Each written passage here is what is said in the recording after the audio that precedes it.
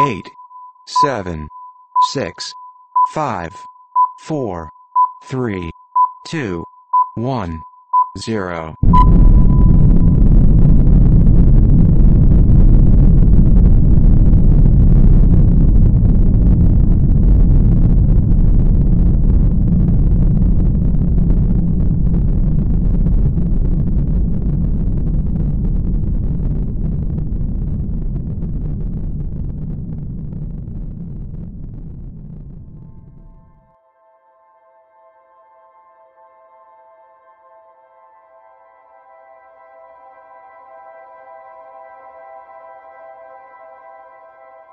Eu estava prestes a descer no lado escuro da Lua. Já faz 100 anos que os chineses estiveram aqui pela última vez em 2021. Cheguei a ver um documentário sobre a missão. Nossa tecnologia avançou muito desde aquela época, mas só agora resolvemos voltar.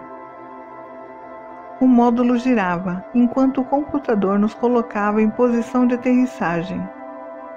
Então tocamos o solo como havia sido programado. Chequei os controles 2 vezes. Tudo parecia correr conforme o esperado. Tirei o capacete para ficar mais à vontade. Fiquei ali por uns 3 minutos olhando ao redor para ter certeza mais uma vez de que não havia esquecido nenhum detalhe. Olhei pela janela só para constatar que estava sozinha. Meio louco isso, pensei. Óbvio que eu estava completamente só ali.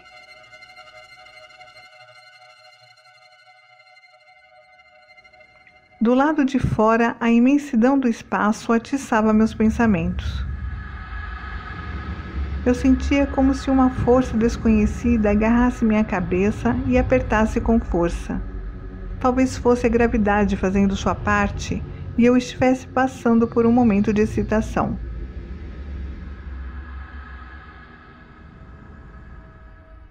Abri o cinto que me segurava na cadeira, apoiei as mãos nas laterais e ergui meu corpo até sentir uma sensação de liberdade. Dei alguns passos curtos, que era o máximo que eu podia fazer, pois o espaço era muito pequeno dentro do módulo, apenas para uma pessoa. Lembrei-me de ter ouvido o engenheiro de projeto deixar isso bem claro.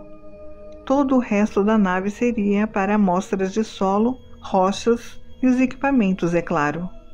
Para isso eu contava com um processador para colher o material do solo e uma bicicleta elétrica desenvolvida especialmente para essa viagem. Uma nova tecnologia que seria testada pela primeira vez em um ambiente não simulado.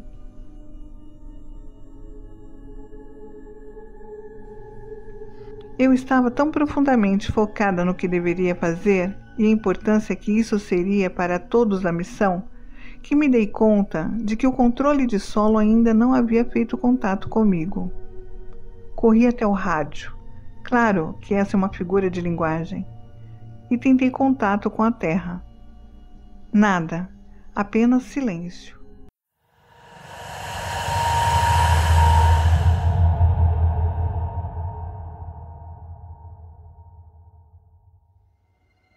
O rádio ficou danificado com o pouso?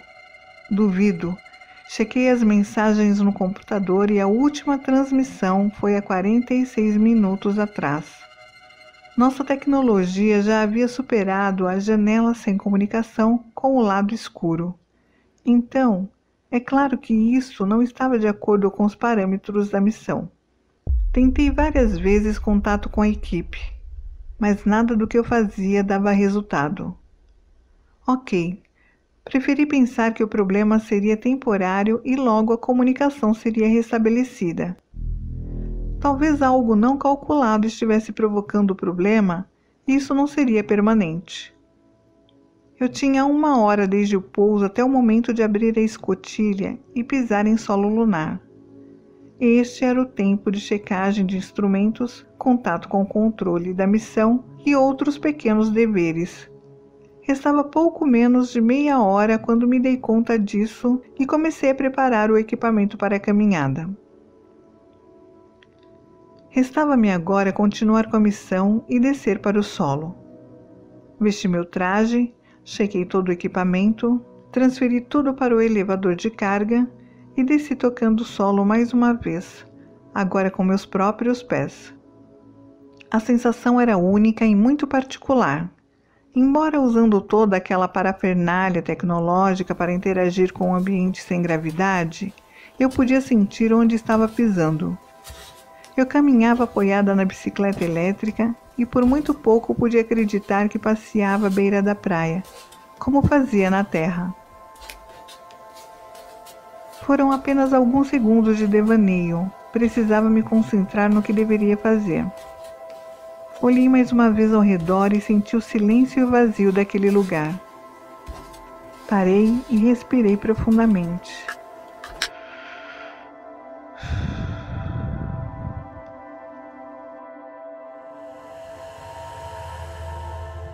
Eu estava a 384 mil quilômetros de casa, completamente sozinha. A sensação de solidão só aumentava com o tempo. O que me dava agonia mesmo era a falta de movimento ao meu redor, como se eu estivesse presa dentro de uma fotografia da lua. Verifiquei meu suprimento de ar e vi que tinha mais 36 minutos de autonomia.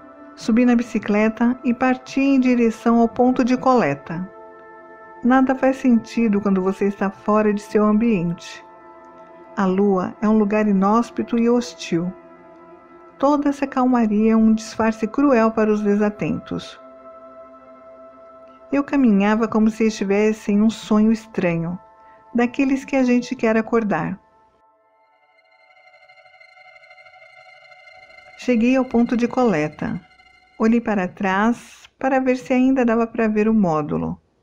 Vi um caminho de pegadas feito por mim e me orgulhei disso. Eu estava a 930 metros do módulo. Tinha ar para mais 22 minutos. Com o tempo da volta, restava-me 8 minutos para coletar rochas e amostras de solo antes de voltar. Vou levar 6, pensei. 2 minutos de folga para eventuais problemas. Verifiquei a bateria da bicicleta. Ainda restava 57%. Ótimo! Seria fácil voltar em segurança. Vamos ao trabalho então. Falei comigo mesma novamente. Ajoelhei e com a pá de mão comecei a cavar o solo. Em um saco coloquei algumas pedras pequenas e no outro a poeira. Com a mão fiz uma pequena parede para ajudar a juntar mais material na pá e terminar mais rapidamente a coleta.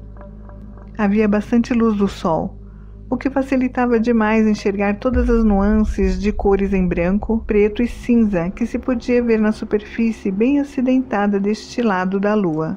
E acho que vi demais de repente.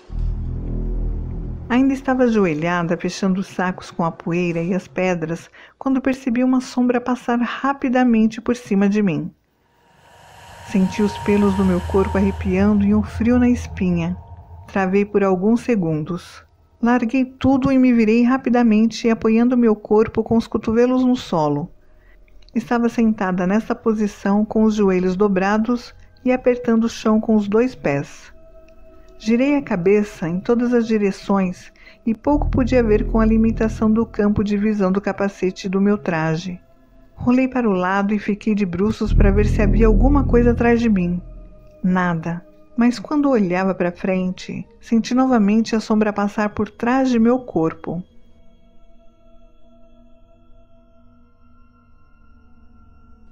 Girei novamente, cotovelos apoiados no chão, corpo completamente reto. Gelei. Uma descarga de adrenalina fortíssima tomou conta de todo o meu corpo. Comecei a suar e a sentir frio, tudo ao mesmo tempo. Por um milésimo de segundo, pensei alucinar. Eu olhava sem acreditar no que via e duvidei da minha sanidade. Tentei levantar, mas não consegui. Quis me virar ao menos para tomar uma posição de defesa, mas não me mexia. Imediatamente pensei na paralisia do sono. Sim, eu estava sonhando e presa sem poder fazer nada. Eu nunca passara por isso antes. É um sentimento aterrador de impotência. Então parei e tentei me acalmar. Não tinha ninguém ali para me ouvir. ou eu achava que não tinha. Mas ali, bem à minha frente, estava uma figura com uma silhueta humanoide de mais ou menos 1,70 m de altura, completamente escura e sem luz, sem olhos ou boca, a silhueta do que devia ser um ser humano. Não havia uma definição certa. Percebi que ele ou ela não projetava sombra. Parecia um buraco negro parado bem à minha frente, sugando toda a luz que havia ao redor. A apreensão crescia dentro de mim quando de repente a silhueta se moveu. Foram passos pequenos que não deixavam pegadas no chão. Então ouvi o alerta de oxigênio baixo dentro do meu capacete. Havia passado tanto tempo assim, eu não conseguia me lembrar de quanto tempo eu estava ali. Quando me dei conta novamente, a criatura que havia se deslocado para a direita pegou alguma coisa. Não sei bem como dizer, de dentro de si mesmo. Seria toda aquela escuridão um traje espacial? Era algo pequeno como um controle remoto de TV antigo. Ele apontou para mim e em alguns segundos formou-se uma cúpula semi-transparente ao meu redor. A tensão só aumentava. Aquela bolha tinha uns 2 metros de diâmetro e uns 2 de altura. Ouvi o que parecia ser o rádio dizer, mas não era o rádio. Embora fosse muito parecida com uma transmissão de rádio, a criatura falava comigo através do pensamento. Então meu coração desacelerou e minha respiração diminuiu. De alguma forma, aquela criatura estava no controle das minhas funções corporais. A voz dentro da minha cabeça, que falava minha língua, me pediu para tirar o capacete, pois não havia perigo algum dentro da cúpula. Obedeci, mas não sei se aquela ação era originalmente minha ou eu estava sendo controlada. Havia oxigênio dentro e eu me assustei com isso. Levantei-me e fiquei de pé diante daquela figura incompreensível. Agora, sem o capacete, pude ver melhor e percebi que a silhueta pulsava suavemente, semelhante a uma vertigem, como se eu estivesse vendo um filme 3D sem os óculos. Olhei ao redor procurando encontrar uma nave ou veículo que o trouxera até ali, mas não havia nada em nenhuma direção. Então, o ser voltou a falar comigo novamente. Tinha uma voz muito tranquila e clara. Percebi de imediato que ele não me faria mal. Sua voz ecoava por toda a cúpula como se houvesse caixas de som ao meu redor. Eu estava de alguma maneira anestesiada, adestrada por aquela criatura incrível. Ao perceber que estava segura, consegui dizer alguma coisa. Quem é você? De onde veio? Sou parte do universo, assim como você. Vim de onde todos vieram e continuarei assim como você continuará. Não há explicação melhor agora. Qualquer outra seria incompreensível.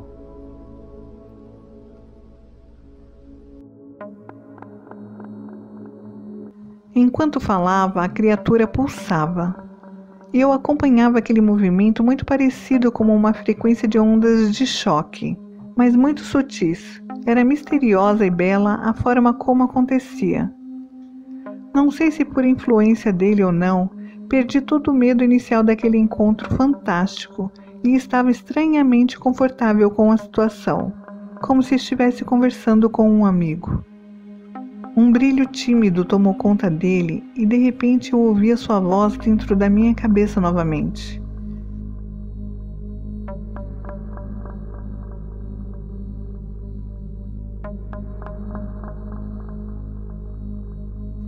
Nada havia me preparado para isso. Ninguém nunca estaria preparado. Me senti entorpecida enquanto ouvia aquela inteligência de outro mundo fazer contato comigo. Meus pensamentos cessaram completamente e a única coisa perceptível para mim era a voz que vinha através daquele ser. Senti como se estivesse fora do meu corpo quando ele começou a falar sobre coisas que eu jamais imaginei que ele soubesse sobre nós.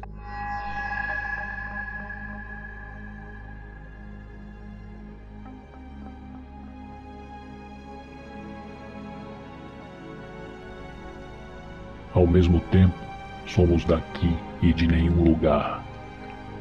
Viajamos entre universos há mais de 3 milhões de anos procurando, pesquisando e estudando planetas com vida inteligente, ainda em sua infância.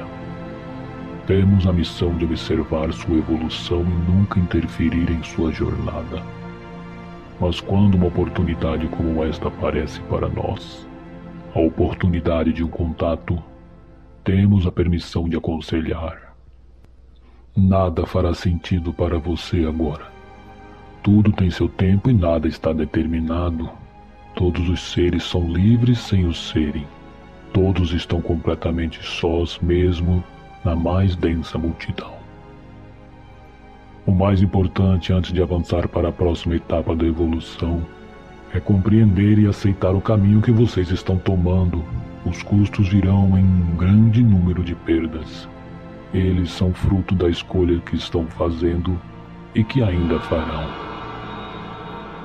A responsabilidade se dissipará entre todos e cada um e nenhum será capaz de reverter ou atrasar o fim que se aproxima de sua raça. Nada permanece materialmente sem transformação e mudança. A morte, a única escolha que não temos, é a grande mãe que ultrapassa todas as necessidades da vida. Não podemos parar a destruição do seu planeta, entretanto, podemos aconselhar aqueles que encontramos pelo caminho. Outros além de você estiveram aqui antes e todos levaram a nossa mensagem, assim como você levará para seu povo também. Entendemos como é sua divisão política e territorial e esperamos que um dia este problema seja deixado para trás. Afinal, assim como nós, todos vocês pertencem à mesma raça. No entanto, ainda não entendem como as leis universais funcionam. Estamos aqui agora, ouvimos o seu chamado e estamos monitorando o seu planeta há milhares de anos. O tempo de vocês está chegando ao fim.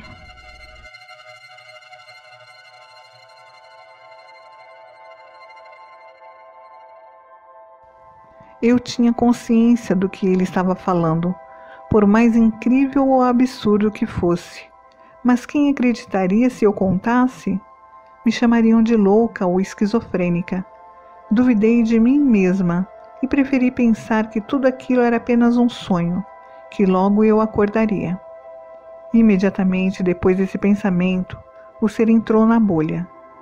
De repente, estávamos a apenas alguns centímetros de distância um do outro, e ele disse: Embora você prefira acreditar, você não está sonhando. Você não é louca nem está delirando. Partiremos agora, e a única coisa que levará consigo é uma sensação de estranheza.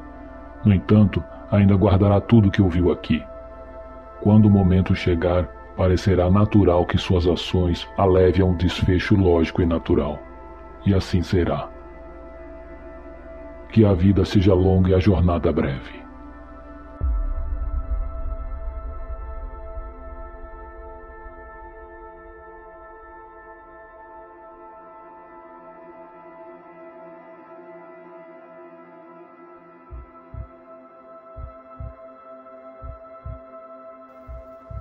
Ele vibrou intensamente enquanto dizia aquelas palavras.